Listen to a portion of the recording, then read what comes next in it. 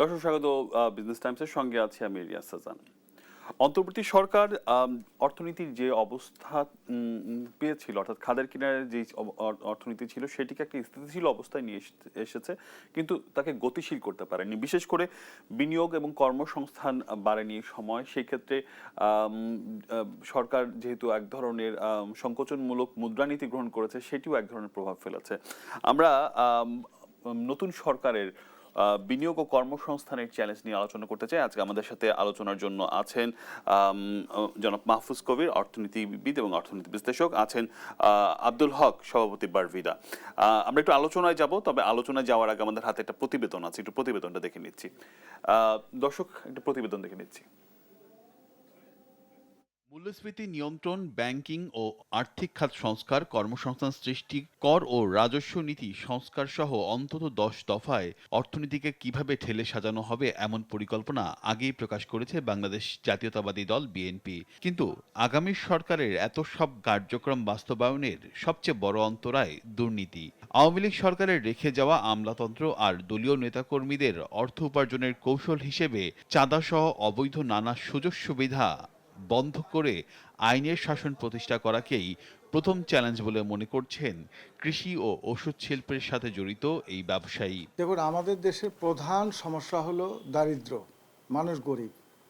মানুষ গরিব হওয়ার প্রধান কারণ হলো যে রাষ্ট্রের যন্ত্রের রন্ধে রন্ধে দুর্নীতি ঢুকে গেছে। দুর্নীতির কারণে বৈষম্য তৈরি হয়েছে, একজনের সুবিধা আরেকজন নিয়েছে। ফলে এই সরকারের কাছে সবার আগে যেটা দরকার, এই দুর্নীতি বন্ধ করার জন্য তাকে ল রিফর্ম করতে হবে। অন্তর্বর্তী সরকার মূল্যস্ফীতির লাগাম টেনে ধরতে সুদের হার বৃদ্ধি সহ নগদ অর্থের সরবরাহ কমিয়ে এনেছে। এতে বিনিয়োগ সহ কমেছে অর্থনীতির গতিশীলতা। ফলে অর্থনীতির গতি ফিরিয়ে আনাই অন্যতম চ্যালেঞ্জ বলে মনে করছেন ডিসিসিআইয়ের প্রেসিডেন্ট। আমরা বিশ্বাস রাখি যে একটা শক্ত সরকার, একটা খুব সংখ্যাগরিষ্ঠ একটা সরকার আসছেন, ওনারা কিছু স্ট্রিক্ট প্রিন্সিপালের ডিসিশন যদি নেন, আগামী 2-3 বছরের মধ্যেই আমাদের দেশের অর্থনীতিটা একটা শক্ত অবস্থানে পৌঁছাবে। তার মতে গেল সরকারের বন্দর, এলডিসি সহ অমীমাংসিত বিভিন্ন বিষয়ে আরও দক্ষতার সাথে বাস্তবায়ন চ্যালেঞ্জ থাকছে আগামী সরকারের। আমাদের যথেষ্ট রিজনস আছে গত 5 বছরে, এগেইন যেটা বললাম, কোভিড এবং রাশিয়া ইউক্রেন যুদ্ধের কারণে এবং একটা পলিটিক্যাল 2024-এর গণ অভ্যুত্থানের কারণে আমাদের ইকোনমিক অনেকগুলো চ্যালেঞ্জের মুখে আমরা পড়ে গেছি। এই জন্যই আমাদের দাবি, আমরা নবনির্বাচিত সরকারের কাছেও আমাদের শক্ত দাবি থাকবে, কারণ এটা কিন্তু জাস্ট অ্যাপ্লিকেশন করলে হবে না, এটা কিন্তু ডিপ্লোম্যাটিক চ্যানেলে ওনাদেরকে তদবির খুব স্ট্রংভাবে করতে হবে। এই অর্থনীতিবিদ বলছেন, অন্তর্বর্তীকালীন সরকার অর্থনীতি সংস্কারের উদ্যোগ নিয়েছে, তবে তার সঠিক বাস্তবায়নই হবে আগামী সরকারের চ্যালেঞ্জ। যে প্রয়োজনটা এবং কৌশলটা এমনভাবে, এবং এটার এই ধরনের রিফর্মের নেচারটা এরকম, আপনি একটা দুটা আইসোলেটেড ওয়েতে করলে সেটার খুব বেনিফিট পাওয়া যায় না। এগুলো সামগ্রিকভাবে আমরা যেটাকে বলি systematic, comprehensive, integrated, time bound reform, সেই জায়গাটাই আমরা সরকার কি সেটা পারবে? সেই জায়গাটা আমি মনে পারতে হবে তাদেরকে। সংশ্লিষ্টরা বলছেন, বিক্ষিপ্ত উদ্যোগ নয়, বরং অর্থনীতিকে টেনে তুলতে নিতে হবে সমন্বিত উদ্যোগ। রিয়াজ সাজান, দেশ টিভি, ঢাকা। দেখছিলাম প্রতিবেদন, আলোচনা আমরা দেখছিলাম যে সমন্বিত একটি উদ্যোগের কথা বলা হচ্ছে। প্রথমে এই যে জনাব মাহফুজ কবির, আপনাকে যদি শুরু করতে চাই, আমরা জানি যে অন্তর্বর্তী সরকারের একেবারে শেষ সময় একটা মুদ্রা নীতি করেছে। সেখানে আমরা দেখতে পেয়েছি যে আবার সংকোচনমূলক মুদ্রানীতি গ্রহণ করেছে এবং বলা হচ্ছে যে মূল্যস্ফীতি তার কাঙ্ক্ষিত জায়গায় পৌঁছায়নি। কিন্তু সংকোচনমূলক মুদ্রানীতি নেয়ার বিপক্ষে আমাদের যেটি দাঁড়ায় সেটি হচ্ছে বিনিয়োগ এবং কর্মসংস্থানে আবারও স্থগিত হয়ে পড়ে। কিভাবে দেখছেন? এই সংকোচনমূলক মুদ্রানীতি কিন্তু আসলে অর্থনীতিকে ভোগাচ্ছে বেশ লম্বা সময় ধরেই। তার কারণ অন্যান্য দেশগুলোতে, মানে বিশেষ করে যে উন্নত দেশ, ইউরোপিয়ান ইউনিয়ন এবং একই সঙ্গে ইউএস, জাপান, ইভেন আমাদের পার্শ্ববর্তী দেশ ভারত এবং শ্রীলঙ্কা, প্রত্যেকটা জায়গাতে, ইভেন পাকিস্তানেও এই সংকোচনমূলক মুদ্রানীতি নেওয়া হয়েছিল খুব দ্রুত। আসলে কয়েক মাসের মধ্যে অর্থনীতি কিন্তু এটা স্থিতিশীল জায়গাতে পৌঁছে গেছে এবং এই মূল্যস্ফীতি কমানো গেছে। বাংলাদেশে কেন এটা কমানো গেল না? তো আমি মনে করি যে এই যে মুদ্রানীতি, সেটা নিজেই আসলে এই ব্যারিয়ারটা তৈরি করে ফেলেছে। তার কারণ ব্যবসার খরচটা বেড়ে গেছে, পরিবহন এবং একই সঙ্গে আমাদের কিন্তু এই যে বিপণনের খরচ, তো এই সব কিছু বেড়ে গেছে, তো উৎপাদন খরচও বেড়ে গেছে। তো সব মিলিয়ে আসলে যে এই যে একটা প্রেশার তৈরি হয়েছে, যেটা আসলে কস্ট লেড ইনফ্লেশন এটা তৈরি হয়েছে আসলে এই সংকোচনমূলক মুদ্রানীতির কারণে। এত উচ্চ সুদের হার 15-16% ইন্টারেস্ট রেট এবং একই সঙ্গে আবার এসএমইর জন্য আবার মনিটরিং কষ্ট আছে। তো সব মিলিয়ে 17-18%-এর মতো আমাদের কিন্তু এসএমইর জন্য আসলে উৎপাদন খরচ চালাচ্ছে। তো এখন আবার তারা কিন্তু আসলে এখন ইন্টারেস্টেডই নয় সেইভাবে আসলে এই ঋণ নিতে ব্যাংকগুলো থেকে। তারপর ব্যাংকগুলোর জন্য কিন্তু এটা একটা বড় সমস্যা। আর অন্যদিকে এই উচ্চ সুদের হারের কারণে দেখা যাচ্ছে যে তাদেরও কিন্তু এই বিপুল পরিমাণে এই ডিপোজিট তৈরি হয়ে গেছে। এটা কিন্তু তাদের লায়াবিলিটি, এগুলো তো তাদের শোধ করতে হবে। এখন আমি মনে করি যে এই অন্তর্বর্তী সরকারের শেষ সময়ে এসে এরকম একটা মুদ্রানীতি নেওয়াটা ঠিক হয়নি। 1 মাস অপেক্ষা করলে কিন্তু এই যে নতুন সরকার এসে তারা কিন্তু এর মুদ্রানীতি প্রণয়ন করতে পারত এবং সবাই আশা করছেন যে একটা সুন্দর পরিবেশ হবে ব্যবসা বাণিজ্যের, যেখানে ব্যবসার খরচটা কম থাকবে, সুদের হারটা কম থাকবে, নমনীয় থাকবে মুদ্রানীতি এবং এতে করে দেশি বিদেশি বিনিয়োগটা উৎসাহিত হবে। আর বিনিয়োগ যখন উৎসাহিত হবে তখনই কিন্তু কর্মসংস্থান বাড়বে এবং একই সঙ্গে দারিদ্র্য কমবে। তো এইভাবে করে অর্থনীতিতে গতি নিয়ে আসতে হবে এবং এইরকম একটা কন্ট্রাকশন মনিটারি পলিসি দিয়ে সেভাবে কিন্তু আসলে এই কিন্তু ব্যবসা বাণিজ্যে গতি নিয়ে আসা সম্ভব না। জি, একটু জনাব আব্দুল হক আপনার কাছে আসতে যে আপনারা নানা ধরনের বিদেশি দেশি বিনিয়োগকারীদের সাথে আলোচনা করেন এবং সবাই একটা অপেক্ষা করছিল যে রাজনৈতিক সরকার আসলে এই বিনিয়োগ পরিবেশ ফিরবে এবং বিনিয়োগে মানুষ আগ্রহী হবে। সেই ক্ষেত্রে যে পরিস্থিতি এখন আছে, একটা সুষ্ঠু নির্বাচনের মধ্য দিয়ে একটা গণতান্ত্রিক সরকার আসতে যাচ্ছে, সেই ক্ষেত্রে বিনিয়োগ পরিস্থিতিটা আসলে কোন দিকে যাবে বলে আপনি মনে করছেন? আপনাকে অনেক ধন্যবাদ। অ্যাকচুয়ালি দেখুন, অর্থনীতিকে পুনরুদ্ধার করাই আমি মনে করি যে 1 নম্বর এজেন্ডা হওয়া উচিত। কারণ অর্থনীতি পুনরুদ্ধার করতে সময় লাগবে বেশ।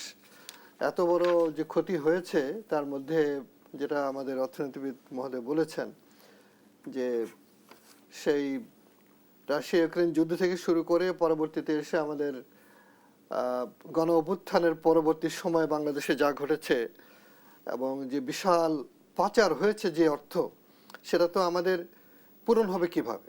অনেক বেশি উৎপাদন, অনেক বেশি ব্যবসা করে কিংবা অনেক বেশি আপনার রপ্তানি করে আমরা হয়তো করতে পারতাম, কিন্তু সেটা হয়নি, বরং উল্টা কমেছে এবং অনেক ইন্ডাস্ট্রি ক্ষতিগ্রস্ত হয়ে গেছে। এখানে অন্তর্বর্তীকালীন সরকার আমি মনে করি যে এত সীমাবদ্ধতার মধ্যেও তারা কিন্তু বেশ কিছু ভালো কাজ করেছে। যেমন ডলারের রিজার্ভটা অনেক বেড়েছে, যেটা আমাদের একটা কমফোর্ট জোনে নিয়ে এসছে এবং অর্থ উপদেষ্টা মহোদয়ের যেটা হয়তো সংকোচনমূলকভাবে তারা করেছে, তারা যেমন ধরেন সরকারের অনেক ক্রয় বন্ধ রেখেছে, কিন্তু সরকারের যে মাথা ভারী যে প্রশাসন আমাদের আছে সেটা তো তারা কমাতে পারে নাই, কারণ তার পক্ষে সম্ভব নয়।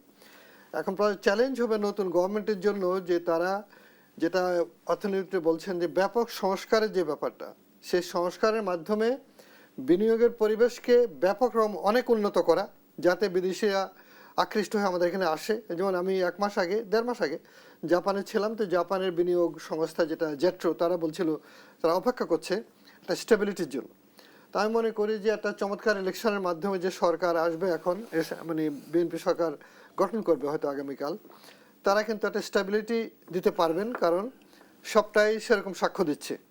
এবং আমি মনে করি অত্যন্ত দায়িত্বশীল একটা বিরোধী দল হবে যারা একে অপরের সম্পূরক হবে এবং এতে না বাংলাদেশের নতুন ধারা তৈরি হবে এবং বিনিয়োগের পরিবেশের জন্য বহুকাল থেকে আমরা যে বলে আসছিলাম যে সরকারের ভিতরেই যে বাধাটা, সেটা হলো যে অনেকগুলো মিনিস্ট্রি, যে মিনিস্ট্রি, এটা কিন্তু বড় রকমের একটা বাধা।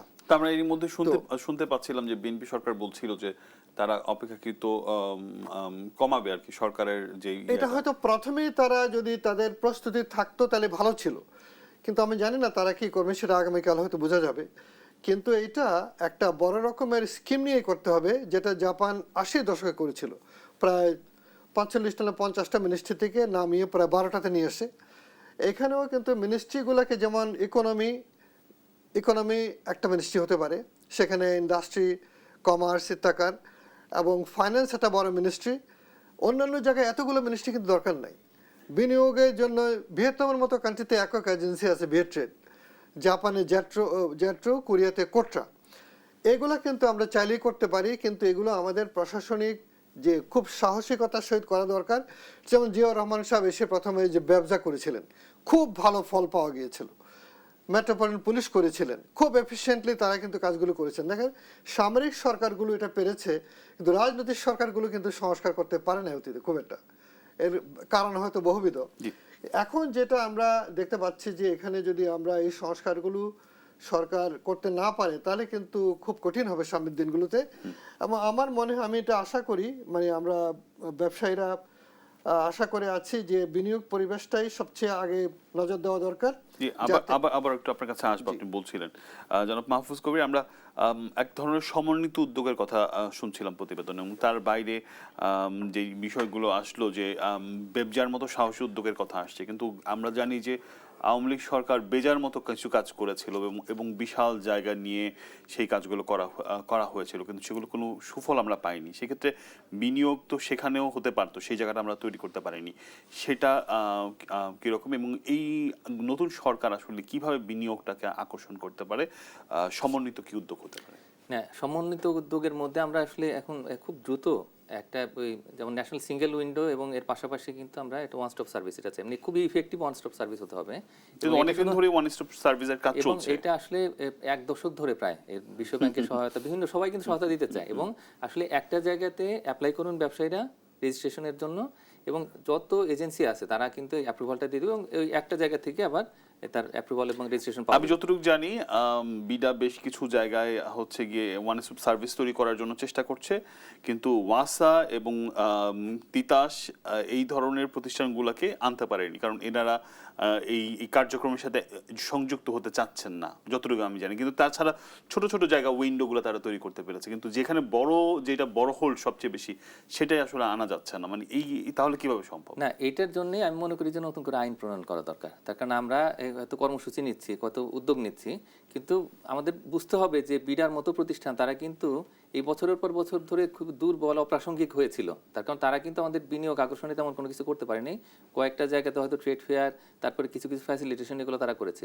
এখন তারা আবার আসতে যাচ্ছে। আবার অন্যদিকে যে আপনি ঠিকই বলেছেন যে আমাদের যে বেজা তৈরি করা হয়েছিল বাংলাদেশ ইকোনমিক জোনস অথরিটি, তারাও কিন্তু আসলে এই স্পেশাল ইকোনমিক জোনগুলোকে প্রস্তুতি করতে পারেনি, অবকাঠামো তৈরি হয়নি, সেখানে পানি গ্যাসের সরবরাহ কী হবে সেগুলো কিন্তু কোনো কিছু জানে না। আমরা প্রায় 1.5 দশক ধরে স্ট্রাগলই করছি, শুধু আমরা এরকম ভালো করে প্রস্তুত করতে পারিনি, যার ফলে বিদেশি বিনিয়োগ, দেশি বিনিয়োগ এখানে আসেনি। প্রাইভেট যেটা স্পেশাল ইকোনমিক জোন, তারা কিন্তু মোটামুটি ভালো করেছে, কিন্তু সরকারিগুলো বা আমাদের যে বিল্ড অপারেটরের যে সিস্টেম, তো সেই অনুযায়ী কিন্তু আমাদের সেভাবে হয়নি। সুতরাং এখন আসলে সমন্বিত একটা পরিকল্পনা দরকার। তার জন্য আমাদের প্রথম কাজটাই করতে হবে যে ওয়ান স্টপ সার্ভিস। এইটা করলেই দেখবেন যে বাংলাদেশের যে বিনিয়োগ পরিবেশ অনুন্নত হয়ে গেছে, এবং ঘাটে ঘাটে যেরকম একটা উৎকোচ দেওয়ার মতো একটা সংস্কৃতি ডিলে হয়ে যাচ্ছে, খরচটা বেড়ে যাচ্ছে, বিদেশি বিনিয়োগকারীরা এসে হতাশ হচ্ছেন, দিনের পর দিন তারা এখানে ওখানে দৌড়াচ্ছেন। তো এই জিনিসটা বন্ধ হবে। এটা হলেই কিন্তু আমাদের বিজনেস কনফিডেন্সটা অনেকটা বেড়ে যাবে, এবং সেইভাবে আসলে আমাদের কাজ করতে হবে। যে আপনি উৎকোচ এবং চাঁদাবাজি, এটা খুব আলোচনার বিষয়। ব্যবসায়ী একজন আছেন, আমরা একটু আপনার কাছে এই বিষয় নিয়ে প্রশ্ন করবো, তবে একটা বিরতি নেওয়ার সময় হয়েছে, আমরা শেষ করে আসি, সেখানে আপনার কাছে এই প্রশ্নটা রাখছি। দর্শক, চলছে বিজনেস টাইমস, একটা বিরতি নেওয়ার সময় হয়েছে, সঙ্গেই থাকুন।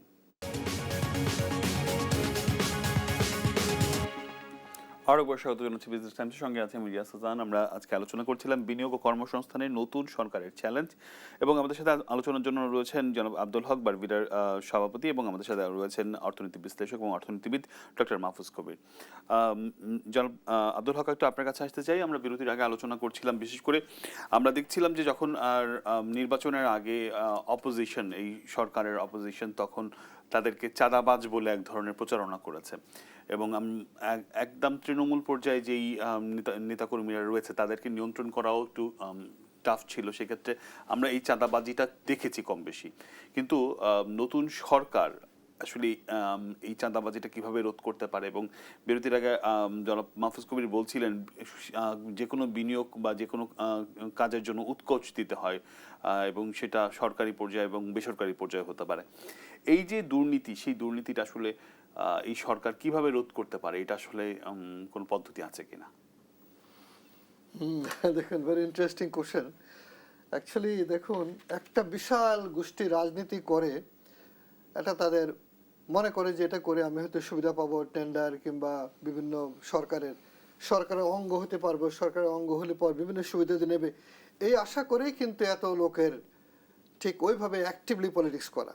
তাহলে তাদের অনেকেরই কিন্তু কোনো পেশা নাই, পেশা রাজনীতি। তো এইটা এই উপমহাদেশেই সম্ভব, কিংবা বাংলাদেশে বেশি করে সম্ভব, এবং তারা এটা আমার মনে হয় এভাবে লাভজনক হয়েছে। তাদের আয়ের উৎস হিসেবে রাজনীতি তারা করে, অনেকে মন্ত্রী মিনিস্টার হয়েছে, অনেকে ব্যাংকের মালিক হয়েছে, এগুলো দেখতে পাচ্ছে হাজার হাজার লোক। অতএব এইটাকে দমন করতে গেলে তো আমার মনে হয় বিপ্লবী সরকার ছাড়া এটা সম্ভব না। ফলে এই সরকার যতটুকু পারবে সেটা হলো তার জনগণের ভয়ে যদি তারা করে, যে ভোটের মাধ্যমে আসছি আবার ভোটের মাধ্যমে চলে যেতে হবে। সেই জন্য তারা সহনীয়ভাবে যদি সেটা করে, নিয়ম শৃঙ্খলা পার্টির মধ্যে কঠোরভাবে প্রয়োগ করে, আইনের শাসন, পুলিশকে হস্তক্ষেপ না করে প্রফেশনালি করতে দেয়, তাহলে সেটাকে একটা অন্তত টলারেবল জায়গায় রাখতে আমার মনে হয় পারবে। অন্যথায় এইটা অনেক বেশি আশা করে কিন্তু আমার মনে হয় লাভ হবে না। কারণ এর আগে আমার মনে আছে শেখ হাসিনা সরকারের সময় প্রথম যখন তিনি দায়িত্ব নিলেন, তো আমি সামনাসামনি ওনাকে বলেছিলাম যে আপনার যে দলের এত লোক যারা নির্বাচনে খাটলো, তার সবাই আপনার কাছ থেকে বেনিফিট চাইবে, আপনি কত বেনিফিট দেবেন, কত টেন্ডার দিতে পারবেন। পক্ষান্তরে আপনি যদি তাদেরকে স্কিল ওয়ার্কার বানাতেন, প্রফেশনাল তৈরি করতেন, অ্যাকাউন্টেন্ট থেকে শুরু করে ডাক্তার, ইঞ্জিনিয়ার, টেকনিশিয়ান, টেকনোলজিস্ট, দেশে বিদেশে তারা নিজে আত্মকর্মসংস্থান হতে পারতো, অবদান রাখতে পারতো অর্থনীতিতে। পক্ষান্তর আমি মনে করি আমাদের পলিটিক্যাল সিস্টেমটাই আনপ্রোডাক্টিভ, অনেকটাই কাউন্টার প্রোডাক্টিভ। এরা কিন্তু এক ধরনের এমন লোকদের উৎসাহিত করছে যারা ব্যবসা না করে রাজনীতি গিয়ে ঢুকে পড়তেছে, যে রাজনীতি করলে পরে আমি রাষ্ট্র থেকে বেনিফিট পাবো। এই বেনিফিট তো আমরা দেখতে পাচ্ছি, পেয়েছে লোকেরা, এবং তারা দেশে বিদেশে সম্পদ তৈরি করেছে। এ তো ভয়াবহ রকমের একটা উদাহরণ বলা যেতে পারে। অতএব এই হাজার হাজার লক্ষ লক্ষ কোটি কোটি বলতে পারেন এই মানুষেরা প্রত্যাশা করে, আর সেখান থেকে তাদেরকে সরানোর জন্য কিন্তু প্রথম থেকে যদি বর্তমান সরকার এটাকে, যেটা চলবে না, আমাদেরকে যেহেতু এত বড় একটা ঘটনা ঘটেছে 24 সালে, সারা পৃথিবীকে নজিরবিহীন একটা গণঅভ্যুত্থান হয়েছে, এবং আমি মনে করি বাংলাদেশে যদি সরকার সুশাসন দিতে না পারে, অচিরেই কিন্তু সরকারকে হোঁচট খেতে হবে। হোঁচট খেতে হবে, অর্থাৎ যেই ঘটনাগুলোর মধ্য দিয়ে একটি সরকারের পতন হয়েছে সেই ঘটনার পুনরাবৃত্তি এই দেশের মানুষ আসলে আবার মেনে নিবে না হয়তো। যে আলোচনার মধ্যে যে বিষয়টি উঠে এসেছে, কর্মসংস্থানের বিষয়টি, স্কিল ওয়ার্কারের বিষয়টি, একটু আমরা জানি যে অন্তর্বর্তী সরকার এসে বেশ কিছু প্রতিষ্ঠান বন্ধ করে দিয়েছে, এবং আমি একটা প্রতিষ্ঠানে নিজেও প্রতিবেদন করতে গিয়েছি, সেটা বেক্সিমকো, প্রায় 40,000 লোকের মানুষের কর্মসংস্থান, এবং এরকম অনেক ধরনের প্রতিষ্ঠান প্রায় অকেজো হয়ে আছে। তো এই প্রতিষ্ঠানগুলো তো আসলে দিন শেষে অনেক মানুষের কর্মসংস্থান তৈরির সুযোগ আছে, এবং সেক্ষেত্রে হচ্ছে গিয়ে কিভাবে এইগুলা শুরু করা যেতে পারে, এবং এটা সরকারের অধীনে বা এই ধরনের প্রতিষ্ঠানগুলোকে শুরু করা উচিত হবে কিনা, আপনি কি মনে করছেন? আমি মনে করি যে সমস্ত কারখানা বন্ধ হয়ে গেছে বা এই প্রায় বন্ধ হওয়ার পথে আছে, তো সেগুলাকে চালু করার জন্যে বা এটা ভালো একটা প্রশাসনিক কাঠামোর আওতায় আনার জন্য আমি মনে করি যে সরকার কিন্তু নিজেই চাইলে প্রশাসক দিতে পারে ওইখানে, এবং সেটা আইনের মধ্যে আছে, আমাদের যে কোম্পানি আইন, তো সেখানে কিন্তু এটা অ্যালাউ করে, আর এটা নিয়ে কিন্তু নজিরও আছে আমাদের। তো সুতরাং এই কারখানাগুলো খুলতে হবে। কর্মসংস্থান নতুন করে যে সৃষ্টি করার জন্য বিএনপি তার নির্বাচনী ইশতেহারে বলেছে যে 18 মাসে 1 কোটি নতুন কর্মসংস্থান তৈরি করবে, দেশে বিদেশে কর্মসংস্থান হবে। আমি মনে করি যে দেশের ভিতরে যে সম্ভাবনা আছে সেগুলো, যে কারখানাগুলো বন্ধ হয়ে গেছে সেগুলো চালু করলে কিন্তু অনেকগুলো কর্মসংস্থান তৈরি হতে পারে, এটা একটা। আর দ্বিতীয়টা হচ্ছে যে দক্ষতা বৃদ্ধি, এটা কিন্তু কোনো বিকল্প নেই, এবং বিএনপির নির্বাচনী ইশতেহার এবং জনাব তারেক জিয়া কিন্তু এটা বলেছেন বারবার যে এটা দক্ষতা বৃদ্ধি করবেন, এমনিতে টেকনিক্যাল স্কিল এবং ল্যাঙ্গুয়েজ স্কিল দুটোই বাড়ানোর কথা কিন্তু তিনি বলেছেন। আমি মনে করি যে এখানে অবশ্যই কাজ করতে হবে, তার কারণ বেকারত্বটাই কিন্তু সবচেয়ে বড় ক্ষতি করে, রাষ্ট্রের যেমন ক্ষতি করে তেমনি করে মানুষের জীবনের যে একটা মূল্য, তো সেটা কিন্তু কমে যায়। একটা বিষয় একটু খেয়াল করে দেখবেন যে আমাদের যে শ্রমশক্তি জরিপ রয়েছে 2024-এর লেটেস্ট যেটি, তো সেখানে দেখা গেছে যে শিক্ষিতদের মধ্যে বেকারত্ব সবচেয়ে বেশি, সেটা 20% উপরে। অথচ শিক্ষিত না হলে কিন্তু তার কাজ পাওয়ার সম্ভাবনা অনেক বেড়ে যায়, সে তখন কিন্তু তার বেকারত্ব হচ্ছে 1% মতো। তো এখন এই অবস্থায় মনে করি যে এই হতাশ একটা তরুণ শিক্ষিত জনগোষ্ঠীর জন্য যদি কর্মসংস্থানের ব্যবস্থা করতে না পারি, এখানে যদি তারা কিন্তু যদি বিভিন্ন দুর্নীতিতে জড়িয়ে যায় বা অন্যায় পথে পা বাড়ায়, তাহলে কিন্তু সেটা দেশের জন্য পক্ষান্তরে ক্ষতি করবে। সুতরাং এটার জন্য আমি মনে করি যে একদম ডে 1 থেকে একটা বড় কর্ম পরিকল্পনা তৈরি করা দরকার সরকারের জন্য। আমরা জানি যে জনাব আব্দুল হক এই গভর্নমেন্ট বিভিন্ন ধরনের ভাতার কথা বলেছে যে নির্বাচনী প্রচারণায়, কিন্তু আসলে ভাতা তো মানুষকে সাহায্যের উপর নির্ভর করে দেবে। সেক্ষেত্রে কর্মসংস্থান তৈরি বা দক্ষতা তৈরি বা কি বলবো আমি, বা এই যে কর্ম উদ্দীপনা তৈরি করার জন্য তো আসলে এটি যথেষ্ট না, কি বলবেন?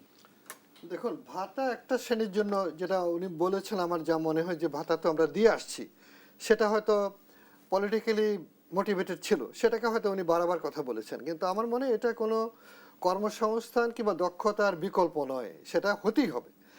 বরং আমরা মনে করি যে আমরা এখন তো ফেডারেশন চেম্বার প্রায় 1.5 বছর যাবৎ ডিফাঙ্ক্ট আছে, আমরা কিন্তু সবসময় চেষ্টা করেছি সব জায়গাতে সরকারকে নীতি সহায়তা দিতে এবং অ্যাডভোকেসি করতে, যার মাধ্যমে ব্যবসা সহজীকরণ হয়। এবং এইসব সমস্ত জাতীয় পলিসির ক্ষেত্রে কিন্তু আমরা পরামর্শ দিয়ে আসছি বিগত অন্তত আমি আমার জানা মতে প্রায় 40 বছর যাবত আমরা করে এসেছি। সেখানে আমরা মনে করি যে দেশের যে কর্মসংস্থানের চাহিদা, দেশে কীরকম মানুষের চাহিদা আছে এবং বিশ্ববাজারে কি আছে। যেমন ইউরোপে কিন্তু বহু মানুষ দরকার, জাপানে লোক যাচ্ছে অলরেডি। সেগুলাকে মাথায় রেখে কিন্তু আমাদের প্রাইমারি থেকে অন্তত ইন্টারমিডিয়েট পর্যন্ত শিক্ষা ব্যবস্থাটাকে আরও জোরদার করা, যাতে তারা বেসিক্যালি ম্যাথকে নিতে পারে এবং একটা বিজ্ঞান ভিত্তিক এতে যেতে পারে, মানে কম্পিউটার ভিত্তিক যে কোনো কিছুকে ধারণ করতে পারে। এটা কিন্তু অত্যন্ত গুরুত্বপূর্ণ বিষয়। বরং বাংলাদেশে উল্টা হচ্ছে, আমি দেখছি দলগুলো কিন্তু বিশ্ববিদ্যালয়ের প্রমিস করছে। বিশ্ববিদ্যালয় আমাদের দরকার। কীরকম দরকার? যেমন চীনে শুধুমাত্র সিভিল ইঞ্জিনিয়ারিংয়ের জন্য ইউনিভার্সিটি আছে, অনলি ফর সিভিল ইঞ্জিনিয়ারিং। আমি দেখেছি আজ থেকে প্রায় 40 বছর আগে। এখন সেখানে তারা কি করেছে, একদম গরিব চীন আমেরিকাকে ছাড়িয়ে কিন্তু এইসব জায়গায় গবেষণা করে এগিয়ে গিয়েছে। তারা যে জায়গায় একটা ব্রিজ করতে লাগতো 10 বছর, সেটা করে যাচ্ছে 1 বছরে করে ফেলছে। আমাদেরও বোধহয় দেখতে হবে যে আমাদের বিশাল জনগোষ্ঠী, ছোট্ট দেশ, বিশ্ব প্রেক্ষিতে বিশ্ব মঞ্চে কী রোল আমরা প্লে করতে পারবো। এটা অত্যন্ত ঐতিহাসিক একটা সুযোগ যে ব্যাপক জনসমর্থন পেয়ে সরকার এসেছেন। আমি মনে করি তারেক রহমান সাহেবের ব্যক্তিগত জীবনের যে অভিজ্ঞতা, তার পিতৃহারা, তার পিতাকে হারাতে হয়েছে এই বাংলাদেশের জাতীয়তাবাদী একটা অবস্থানের কারণে, তার মা চলে গিয়েছেন, তার ভাই হারা, তিনিও ভুল ভ্রান্তি সবের পরে আজকে জীবনে যে জায়গায় এসছেন, তিনি যদি একটা কোয়ালিফাইড এনভায়রনমেন্ট কিংবা একটা পলিট ব্যুরোর মতো ওরকম গুরুত্বপূর্ণ, আমি মনে করি যে যেমন জাপানের প্রতিটা মিনিস্ট্রি কিংবা প্রতিটা এজেন্সিতে একটা করে পলিসি কাউন্সিল আছে, প্রায় 105টা পলিসি কাউন্সিল আছে, আমার কাছে বই আছে জাপানের। এরকমভাবে নিয়ে তিনি যদি চেষ্টা করেন, তাহলে আমার বিশ্বাস একটা নতুন ধারা বাংলাদেশে তৈরি হতে পারে। জি, প্রসঙ্গক্রমে আপনার কাছে একটু সংক্ষেপে জানতে চাই, কারণ আপনি বলছিলেন যে বিসিসিআই বা ব্যবসায়িক যে সংগঠনগুলো আছে তারা হচ্ছে গিয়ে নানাভাবে পলিসি সাপোর্ট দিয়ে থাকে গভর্নমেন্টকে, কিন্তু আমরা জানি যে গেল 1.5-2 বছর ধরে এই সংগঠনগুলো বন্ধ হয়ে আছে। আমরা চট্টগ্রাম চেম্বার জানি বন্ধ, বিসিসিআই বন্ধ, এবং ঢাকা দেশব্যাপী নানা ধরনের চেম্বারগুলো বিশেষ করে রাজনৈতিকভাবে নিয়োগ ছিল বলে আওয়ামী লীগ চলে যাওয়ার পর সেগুলো বন্ধ হয়ে আছে। সেক্ষেত্রে ব্যবসায়ীদের প্রতিনিধিত্বমূলক জায়গা তো আমরা খুব একটা লক্ষ্য করছি না। এই গভর্নমেন্ট যখন এই ধরনের উদ্যোগ নেবে, তখন ব্যবসায়ী প্রতিনিধি কারা থাকবে? আমি মনে করি যে নতুনভাবে গণতান্ত্রিকভাবে নির্বাচিত হয়ে আসতে হবে অবশ্যই, এবং সেটা যত শীঘ্র সম্ভব সরকার সেটা করা উচিত। সেখানে কোনো পলিটিক্যাল হস্তক্ষেপ না করে ব্যবসায়ীরা যেন ব্যবসায়ীদেরকে নির্বাচিত করে সেরকমভাবে হওয়া উচিত। তাহলে একটা প্রাতিষ্ঠানিকভাবে ব্যবসা মানে চেম্বারগুলো তার কাজগুলো করতে পারে। এর আগে পলিটিক্যালি তারা কন্ট্রোল করার কারণে একটা বড় ধরনের সরকার যেমন অভ্যুত্থানে পালিয়েছে, আবার চেম্বারগুলো রাতারাতি কিন্তু দেখা গেলো যে অকার্যকর হয়ে গেছে। এটা কোনো মতে গ্রহণযোগ্য নয়, কিন্তু হওয়া উচিত না। বর্তমান সরকার যেহেতু নিজে নির্বাচিত, তারাও নির্বাচিত হয়ে চেম্বারগুলো হবে, সেই সেখানে যত শীঘ্র করা উচিত বলে আমি মনে করি। জি জি, একটু আপনার কাছে আসতে চাই। আমরা এই যে আলোচনাগুলো করছিলাম সেটা নিয়ে আপনার কোনো মন্তব্য আছে কিনা? বিশেষ করে বিনিয়োগের ক্ষেত্রে আসলে ব্যবসায়ী প্রতিনিধিত্ব তো দরকার আছে। না, অবশ্যই। তার কারণ আমরা দেখতে পেয়েছি যে অনেকটা অচল অবস্থা, বিশেষ করে যে বিসিসিআইয়ের মতো একটা যে অ্যাপেক্স চেম্বার, তো তাদের কোনো এরকম ইলেক্টেড বডি নেই। এবং এটার কারণে যেটা হয়েছে যে আমরা দেখতে পেয়েছি যে আক্ষেপ কিন্তু সবসময় ছিল, বিশেষ করে বিজিএম এর প্রেসিডেন্ট যিনি ইতিমধ্যে এমপি নির্বাচিত হয়েছেন, তো তিনি সরাসরি বলেছেন যে কয়েক মাস ধরে উনি চেষ্টা করছেন, কিন্তু সরকার শীর্ষ পর্যায়ের সঙ্গে যোগাযোগ করতে পারছেন না। তো এই আক্ষেপটা যেন না থাকে, ব্যবসায়ীরা যেন তাদের কষ্টের কথা, তাদের সমস্যার কথা, ব্যবসা করতে গিয়ে কী কী ধরনের জায়গাতে হোঁচট খেলেন এবং কি করলে আরো ব্যবসা ভালো হবে, কর্মসংস্থান। এমনও শুনেছি ব্যবসায়ী নেতারা বলছে যে এতদিন ধরে আমরা টাইম চেয়েও অন্তর্বর্তী সরকারের টাইম পাচ্ছে না, এই ধরনের কথা। এই এক্স্যাক্টলি এরকম একটা আক্ষেপ, এত কষ্ট নিয়ে থাকলে কিন্তু আসলে এই ব্যবসা হয় না। আর তারা যদি বলতে না পারেন, তাহলে দেখা যাবে কি যে তারা কিন্তু ভুল পথে হাঁটছেন এবং ব্যবসা বাণিজ্যের সমস্যা তৈরি হচ্ছে। আমি মনে করি যে যত দ্রুত সম্ভব নির্বাচিত পর্ষদ থাকতে হবে এবং একই সঙ্গে তাদের যাতে খুব একটা ডিরেক্ট উইন্ডো থাকে সরকারের সঙ্গে যোগাযোগের, তো সেই ব্যবস্থাটা থাকতে হবে। জি অবশ্যই। আমরা একটু আরো একটা বিরতি নেওয়ার সময় হয়েছে। আমরা বিরতির পর যে বিষয়টি আলোচনা করবো সেটা হচ্ছে গেল সরকারের অমীমাংসিত বিভিন্ন বিষয় রয়েছে। আমরা জানি যে বন্দর নিয়ে আসলে অনেকদিন ধরে আন্দোলন চলছে, সেই বিষয়গুলোটা আলোচনা আনতে চাই। তার বাইরে পলিসিগত বিভিন্ন দিক আছে যেগুলো আসলে মীমাংসা করতে পারেনি গেল সরকার, সেই বিষয় নিয়ে একটু আলোচনা করতে চাই। বিরতি নেওয়ার সময় হয়েছে। দর্শক, চলছে বিজনেস টাইমস, একটা বিরতি নিচ্ছি, ফিরছি কিছুক্ষণ পর, সঙ্গে থাকুন।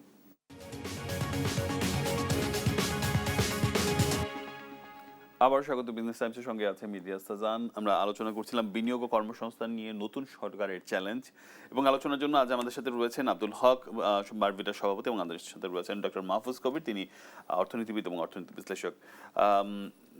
আব্দুল হক, একটু আপনার কাছে আসতে চাই। আমরা জানি যে গেল সরকার একটা এজেন্ডা বলেছেন যে আসলে বন্দর ব্যবস্থাকে আমরা যদি উন্নত করতে পারি, তাহলে একদিকে হচ্ছে গিয়ে আমাদের নেপাল, ভুটান এবং ভারতের একটা অংশ, তারা আসলে আমাদের এখানে এই বন্দর সুবিধা নিলে আমাদের অর্থনৈতিকভাবে গতিশীলতা আসবে, এই প্ল্যানিংটা তারা বলেছিল এবং সেই অনুযায়ী তারা কাজও করছিলেন।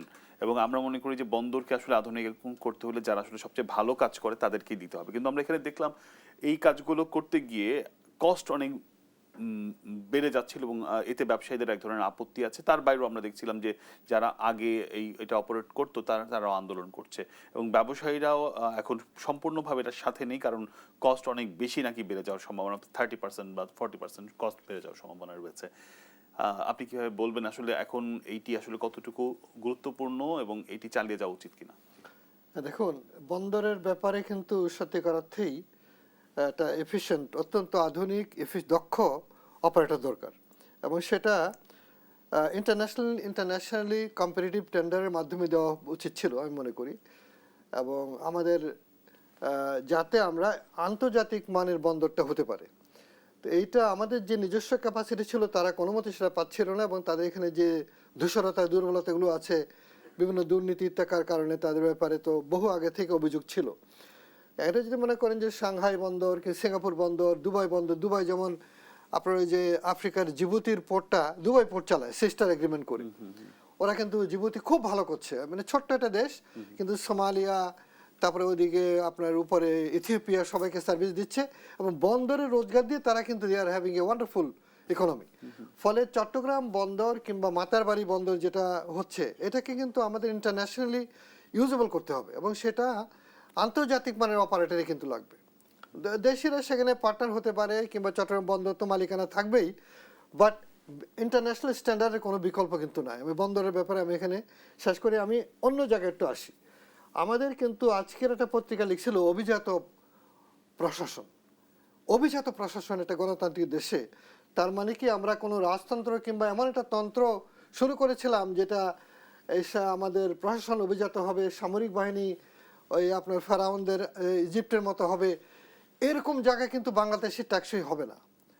বাংলাদেশের মানুষ কিন্তু যখনই প্রয়োজন হয়েছে তখনই কিন্তু বের হয়ে অভ্যুত্থান করে সব প্রমাণ করেছে। সেটা 71 সালে করেছে, সেটা 91 সালে করেছে, সেটা 2024 সালে করেছে। আমার বয়স এখন 74। আমি আজকে বলবো নতুন সরকার কালকে শপথ নেবেন, তাদেরকে কিন্তু এই জায়গায় বড় সিদ্ধান্ত নিতে হবে যে বাংলাদেশে কোনো অভিজাততন্ত্র চলবে না। আপনি প্রশাসনকে দক্ষ করে ব্যবসা বান্ধব করতে হবে আপনাকে, তাকে রয়্যাল কিংবা ইম্পেরিয়াল সিস্টেমের প্রশাসন দিয়ে আমাদের কোনো কাজ হবে না, unless they are contributing for the industry, for the business, for economy. অতএব এই জায়গায় কিন্তু প্রফেশনাল লোক লাগবে। আপনি তাদের দক্ষতর করেন, বেতন 4 গুণ করে দেন, কিন্তু তাকে হতে হবে টু হেল্প বিজনেস, যেটা জাপানে করে, যেটা কোরিয়াতে করছে, যেটা এমনকি ভিয়েতনামের মতো কমিউনিস্ট কান্ট্রিতে করছে। অতএব তন্ত্রটা কি, সমাজতন্ত্র, গণতন্ত্র না ধর্মতন্ত্র, ইটস নট ইম্পর্টেন্ট দিনের শেষে যে ডেলিভারি দিচ্ছে কিনা, কাজটা হচ্ছে কিনা, ব্যবসা হচ্ছে কিনা, রেভিনিউ বাড়ছে কিনা, মানুষের জীবন মান বাড়ছে কিনা। আমার নিচের মানুষ তো জানে না যে কেন টাকার মূল্য এত কমে গেল, সে তো মসজিদে প্রার্থনা করছে, সে জানে না যে তার মানে রক্ত শুষে নিয়ে চলে গেছে একটা শ্রেণী, একটা গোষ্ঠী বিলিয়নস অফ ডলার নিয়ে পাচার করে চলে গেছে। ফলে বাংলাদেশের মানুষ কিন্তু ব্যাপক পরিবর্তন চায়। এই ব্যাপক পরিবর্তনের জন্য প্রশাসন ভেঙে সরকারের আকার ছোট করা, সরকারের ব্যয় হ্রাস করা, এফিসিয়েন্ট করা, এর কোনো বিকল্প নাই। কিন্তু এই কাঠামো রেখে কোনো মতে আপনি এগোতে পারবেন না। জি, একই সাথে আপনি বলছিলেন যে প্রশাসনিক এই কাজগুলো এবং এক ধরনের জটিলতা, আমরা নিজেরাও তো আসলে এই প্রশাসনিক যে অফিসগুলোতে যাওয়া হয়, এক ধরনের জটিলতা যে বড় স্যারকে পেতে হলে পিএস কে আগে হাতে রাখতে হবে, এবং পিএস আমাকে সিরিয়াল না দিলে আমি যেতে পারবো না, এবং নানা ধরনের নেগোসিয়েশনের জায়গাগুলো যে একটার পর একটার পর স্তর ভেদে এটা এটা এটা ইয়ে হয়, এবং কোনো কিছু যেন আগায় না।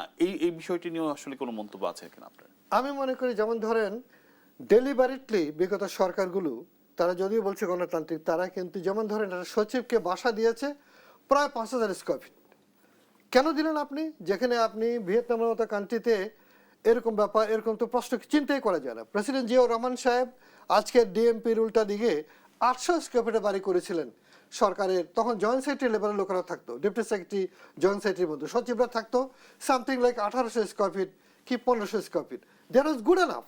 এখনকার দিনে যেখানে এত জায়গা কম বাংলাদেশে, কিন্তু সরকারগুলো তাদের চরিত্র হননের জন্য তাদেরকে দিয়ে তাদেরকে বিলাসী করার জন্য অভিজাত বানাবার এই অপচেষ্টা করেছে, এবং এগুলো ভেঙে দেওয়া উচিত। কিন্তু আপনাদের বেতনও কিন্তু বেশ খানিকটা বেতন বাড়িয়েছেন, কিন্তু আপনি যদি টোটাল জায়গায়, আসল জায়গায় কোয়ালিটেটিভ চেঞ্জ না করেন, আপনি যদি স্ট্রাকচারে চেঞ্জ না করেন, আপনি জবাবদিহি না নেন, তাহলে তো সবাই চিন্তা করে যে চায়নাতে যেটা বলেছে না আপনার সে ন্যাকের অফিসিয়ালস চায়নার নীতিতে, যে যাদের ফ্যামিলি বাইরে থাকে তারা সরকারি চাকরি থেকে আস্তে আস্তে তাদেরকে কিন্তু এই করে এনেছে। বাংলাদেশে কিন্তু বিশাল একটা গোষ্ঠী এটা অপরাধী মনে করে না, তারা মনে করে যে এটা নর্মাল, যে আমি এখানে টাকা কামাবো, বাইরে থাকবো। সে ব্যবসা, সে সামরিক বাহিনীতে কিংবা সিভিলিয়ানে কিংবা পুলিশে কিংবা অ্যাডমিনিস্ট্রেশনে কিংবা বিচারক, সবাই কিন্তু এটাকে মনে করে স্বাভাবিক অবস্থা। অর্থাৎ যেই ছেলেরা প্রাণ দিয়ে আজকে পরিবর্তনটা আনলো, আমি মনে করি তাদের প্রতি যদি ন্যূনতম দায়িত্ববোধ আমাদের থাকে, এই পরিবর্তনের কারণে একটা নির্বাচন হতে পেরেছে, তাহলে there must be programme for this. একটু যেই আপনি বলছেন যে প্রশাসনিক কাঠামো ছোট করা উচিত, ছোট করলে তো অনেকেই চাকরি হারাবে। সরকারি চাকরি তো কোয়ান্টিটি দিয়ে হবে না, কোয়ালিটি দিয়ে হবে। সরকার কেন সবকিছু করতে যাবে? সরকার ফ্যাসিলিটেটর। অর্থাৎ আপনি যখন ব্যবসার সাহায্য যাবেন, সেখানে সে সাহায্য করার জন্য থাকবে, সেখানে তো সে আপনাকে এত তো আমাদের দরকার নেই। আচ্ছা, এগুলো কিন্তু মনে করেন যে স্টাডি করলে বেরিয়ে যাবে যে আসলে কোনটা দরকার, কোন মিনিস্ট্রি দরকার। আপনি মিনিস্ট্রি কমিয়ে দিয়ে ডেপুটি মিনিস্টার কিংবা ভাইস মিনিস্টার, যেমন চায়না, ভিয়েতনাম কিংবা জাপানে আছে মাত্র 12টা মিনিস্ট্রি জাপানে, ভাইস মিনিস্টাররা বেশিরভাগ কাজ করে, আর 12টা ministry macro issues and policy যাগুলো দেখে। অতএব বাকি ভাইস মিনিস্টার কিন্তু সচিবরা হতে পারে, ফর এক্সাম্পল।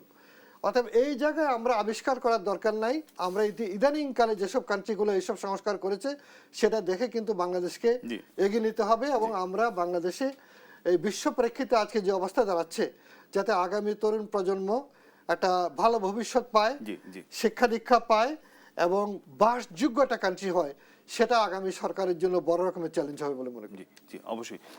জনাব মাহফুজ কবির, একটু আপনার কাছে আসতে চাই যে আমরা জানি যে অনেক আলোচনার পরেও এলডিসি গ্রাজুয়েশনটা আসলে শেষ পর্যন্ত কোনো সমাধানে আসেনি, বরং আমরা 26 সালে যাচ্ছি যে এলডিসি গ্রাজুয়েশন করার জন্য, এবং শেষের দিকে এসে বেশ কিছু নীতিমালা খুব তড়িঘড়ি করে নেওয়া হয়েছে। বিশেষ করে আমরা জানি যে মোবাইলের এক ধরনের আন্দোলন চলছে মোবাইল ব্যবসায়ীদের, তাছাড়া অনেক ধরনের নীতি যেগুলো আসলে খুবই ব্যবসায়ীদের মধ্যে এক ধরনের সংশয় তৈরি করেছে। আমরা জানি যে পোল্ট্রি নীতিমালা তৈরি হয়েছে, সেটা নিয়েও এক ধরনের সংশয় আছে। এই যে তড়িঘড়ি করে নানা ধরনের নীতিমালা, যেটি নির্বাচিত সরকার আসতে যাচ্ছে তারাই করতে পারতো, কিন্তু তারপরও জোর করে এগুলো করে নেওয়া, এবং একই সাথে এলডিসি গ্রাজুয়েশন, একই সাথে এই যে আমেরিকান যে ট্যারিফ, আমেরিকার সাথে আবার একটা বৈঠক হয়েছে, এই বিষয়গুলো কি অন্তর্বর্তীকালীন সরকার কেন এত তড়িঘড়ি করে নিল, এবং এগুলো আসলে কতটুকু এখন এই সরকারের উপর কতটুকু দায় আছে এটা?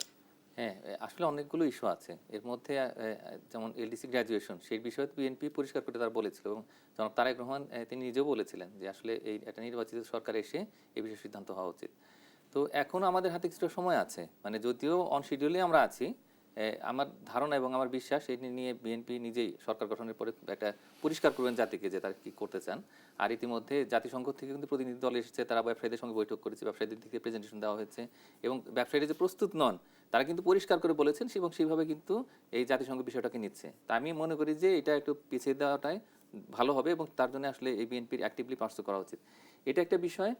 আরেকটা বিষয় আপনি একটু খেয়াল করে দেখবেন যে আসলে বিএনপি কিন্তু একটা কথা পরিষ্কার করুন যে তারেক রহমান নিজেই বলেছেন যে তিনি অত বেশি অপটিমিস্টিক নন, মানে বাংলাদেশকে সিঙ্গাপুর বানাতে চান না উনি। হ্যাঁ, কিন্তু বাংলাদেশে যাতে শান্তি শৃঙ্খলা থাকে, বাংলাদেশের মানুষের ভেতরে যেন এক ধরনের আশা থাকে, তারা যেন কিছু করতে পারবেন, এই ধরনের যেন টেন্ডেন্সি থাকে। তো সেই বিষয়টা আমি মনে করি যে এটা মিনিমালিস্ট অ্যাপ্রোচ। এবং এই আমাদের দেশে কিন্তু একটা হাইপ তৈরি হয়ে গেছিল আগে যে বিশাল বিশাল কিছু একটা করতে হবে, দেশটাকে একবার আমেরিকা বানাতে হবে।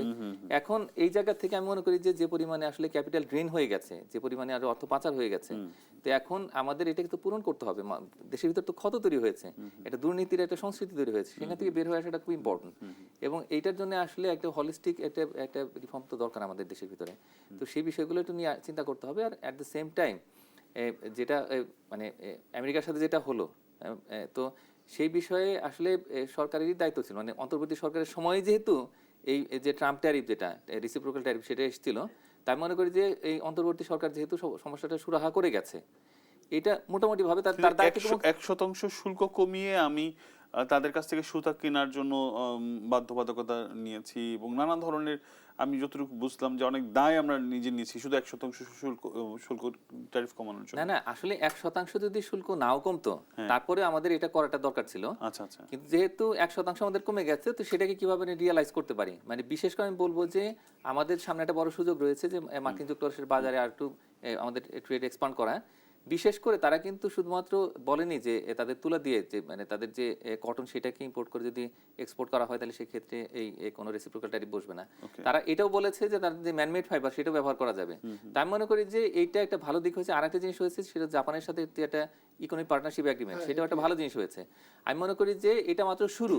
তারা দেখিয়ে দিয়ে গেল যে তারা বাণিজ্য চুক্তি করতে পারে, কিন্তু আরো বেশ কিছু জায়গা রয়েছে যেটা আপনি ঠিকই বলেছেন যে তাদের আসলে কোনো নীতিমালা করা উচিত হয়নি। তাদের যেটা করা দরকার ছিল যে কতগুলো অধ্যাদেশ করা, তো এবং সেই অধ্যাদেশের পরবর্তী সময় সেটা যে আমাদের যে পার্লামেন্ট হাউস যখন বসবে তখন তারা এটাকে রাটিফাই করবে অথবা কিছু কিছু জিনিস হয়তো বাদ দেবে প্রয়োজনে।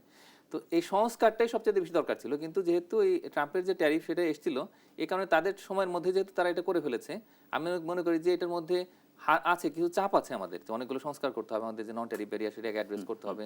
অ্যাট দ্য সেম টাইম এই যে মার্কিন যে পণ্য সেগুলোর জন্যই কিন্তু আমাদের দেশের সুবিধা অনেক বেশি বড় করা হয়েছে, ওয়াইডেন করা হয়েছে। কিন্তু এটার জন্য আমাদের যে একটা ব্যাপক প্রস্তুতি তৈরি হচ্ছে, এটার জন্য আমি মনে করি যে ইউরোপিয়ান ইউনিয়নের সাথে যখন আমাদের একটা মুক্ত বাণিজ্য চুক্তি হবে, আমাদের এই অভিজ্ঞতাটা অনেক কাজে লাগবে। তার কারণ পৃথিবীর সবচেয়ে দুটো শক্তিশালী অর্থনীতি জাপান এবং একই সঙ্গে যে মার্কিন যুক্তরাষ্ট্র, তাদের সঙ্গে আমরা বাণিজ্য চুক্তি করেছি, তাদের সঙ্গে নেগোশিয়েট করেছি, আমাদের এক্সপিরিয়েন্স ছিল না। তো আমাদের বড় বড় সামনে যে চুক্তিগুলো আছে বাণিজ্যের, তো সেই জায়গাতে এই এক্সপিরিয়েন্সটা আমাদের অনেক বেশি কাজে লাগবে। তো এইভাবে করে আসলে এগিয়ে যেতে হবে আমাদের। একটু শেষের দিকে আছে, সবশেষ মন্তব্য যুক্ত করবেন কিনা? মন্তব্য মানে পরিবর্তন অথবা মরণ, পরিবর্তনের ধারা অব্যাহত থাকতে হবে এবং সেই জায়গাগুলো চিহ্নিত করাই হবে নতুন সরকারের অন্যতম কাজ। আমরা দেশে একটা বাসযোগ্য দেশ, আইনের শাসন যেটা আমরা স্বপ্ন দেখে আসছি, এবং এই চাঁদাবাজি, তারপরে হলো অপরের উপর বসে বসে খাওয়ার যে সংস্কৃতি, সেটাকে কিন্তু আমরা দেখতে চাই না, খুবই কঠোর হস্তে এবং কঠোর হস্তে দমন করা চাই। এবং নেকেড অফিসিয়ালস যে কিংবা কোনো বাহিনী তোষণ কিংবা কোনো গোষ্ঠীতন্ত্র কোনো মতে বাংলাদেশের স্থান পাবে না। সেই পরিবর্তনের জন্য সরকারকে অঙ্গীকার করতে হবে। শেষ করছি জি। হ্যাঁ, আসলে আমাদের এখন দুটো চ্যালেঞ্জ আছে সামনে। একটা হচ্ছে যে আমাদের বাজেট বাস্তবায়ন, হ্যাঁ, যে এই সময় আমরা কিন্তু একটা রেভিনিউ ডেফিসিটের মধ্যে আছি। তো সেটা এই বাকি সময়টুকুর মধ্যে কিভাবে তারা ম্যানেজ করবেন, একেবারে ঋণ না নিয়ে বা যতটুকু সম্ভব মিনিমাম ঋণ নিয়ে। আর দ্বিতীয় বিষয়টা হচ্ছে যে আগামী বাজেটটা কিন্তু খুব সামনে, এবং এটার জন্য আমাদের একটা বিজনেস ফ্রেন্ডলি একটা কিন্তু পলিসি তৈরি করতে হবে এবং ফিসকাল পলিসি লাগবে। তো সেইটার জন্য একটা সুন্দর পরিকল্পনা, একটা সুন্দর ডিজাইন আমরা চাই, এবং সেইভাবে করে আমাদের আসলে আর্থিক নীতি এবং একই সঙ্গে মুদ্রানীতি সেভাবে ডিজাইন করতে হবে। এভাবে করে আমাদের ব্যবসা বাণিজ্যে গতি নিয়ে আসবো আমরা, বিনিয়োগ আসবে, কর্মসংস্থান তৈরি করবে, দারিদ্র্য কমবে এবং দেশে স্থিতিশীলতা তৈরি হবে, তো এবং গতিশীলতা আসবে। তো সেইভাবে করে যদি আমরা নীতি তৈরি করতে পারি, আমি মনে করি যে আমাদের দেশে একটা বড় সম্ভাবনা রয়েছে। থ্যাংক ইউ, অনেক ধন্যবাদ দুজনকে। একটু শেষ করছি। দর্শক, আমরা যে বিষয়গুলো আলোচনার মধ্যে উঠে এসেছে, সবচেয়ে বড় বিষয় হচ্ছে কি যে কোনো নীতিমালা আসলে ব্যবসা বান্ধব হতে হবে, কারণ অর্থনৈতিকভাবে যেই সংস্কার বা উত্তরণটাই আসলে আমাদের জন্য বড় উত্তরণ হবে, এবং রাজনৈতিক হানাহানি একে একে কাঁদা ছোড়াছড়ি এটি আসলে দিন শেষে আমাদেরকে একটা জায়গায় নিয়ে আসবে। এবং আলোচনা করা হচ্ছিল যে প্রশাসনিক যেই কাঠামো সেটি এত বিশাল, এই খরচটা আসলে আমাদের অনেক বেশি বহন করতে হয়, সেটিকে আরো কমিয়ে এনে কিভাবে আরো দক্ষ করা যায় সেই বিষয়টি কিন্তু আলোচনা উঠে এসেছে। এবং বলা হচ্ছিল যে দলের যেই সংস্কৃতি রয়েছে উৎকোচ এবং নানা ধরনের চাঁদাবাজির মাধ্যমে দলের নেতাকর্মীদের সুবিধা দেওয়া, সেই ধরনের সংস্কৃতি বন্ধ করে বরং কার্যদক্ষতা বাড়ানো, কর্মসংস্থান বাড়ানোর বিষয়টি কিন্তু আলোচনা উঠে এসেছে। অনেক ধন্যবাদ আমাদেরকে সময় দেওয়ার জন্য বিজনেস টাইমসে। আগামীকাল আবারও এই একই সময় দুপুর 1টায় আবারও আসছি। সেই পর্যন্ত আপনারা সঙ্গে থাকুন, দেশ টিভিকে দেখুন।